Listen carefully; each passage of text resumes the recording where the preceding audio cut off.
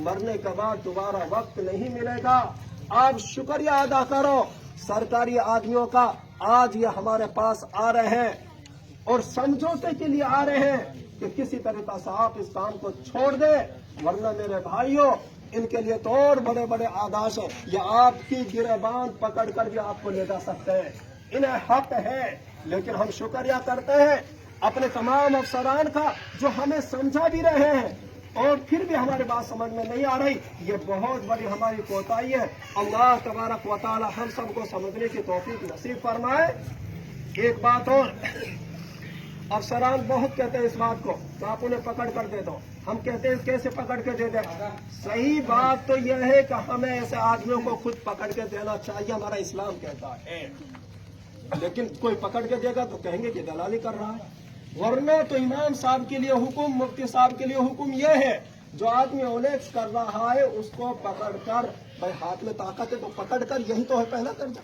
वरना जबान से जाकर बताए कि रायाबका के अंदर, अगर रायाबका के अंदर इमाम साहब बताता है जाकर, मुफ्ती साहब बताता है जाकर, 4 महीना वाला बताता है कि रायाबका के अंदर फुला आदमी ओलेक्स कर रहा है, तो शरीयत के एतबार से गुनहगार नहीं होगा।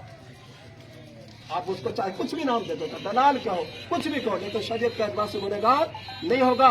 लेकिन मेरे भाइयों, मैं बहुत कड़वी कसीली बात कह रहा हूँ। थानेदार साहब के पास भी मेरी बात जाएगी, वीडियो पहुंचा देगी, अपना तो 1 घंटे में चली जाएगी। आईजी के पास भी जा सकती है, मुख्यमंत्री के पास भी जा सकती है। क्यों आपके पास हम शिकायत नहीं ले जाते?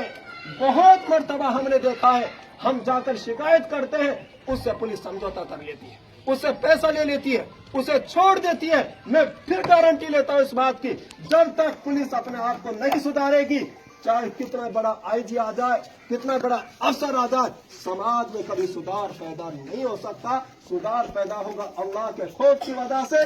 जहां हर आदमी को अपने दिल के अंदर खौफ रखने की जरूरत है, वहीं आईएएस को भी, आईपीएस को भी, एसएचओ को भी और सीओ को भी अपने दिल में ये बात बिठानी चाहिए, हमें कभी रिश्वत नहीं लेनी, हमें किसी से पैसे से समझौता नहीं करना।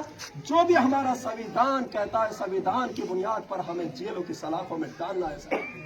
अल्लाह तबारक व तआला हम सबको एक दूसरे की मदद करने की तौफीक नसीब फरमाए।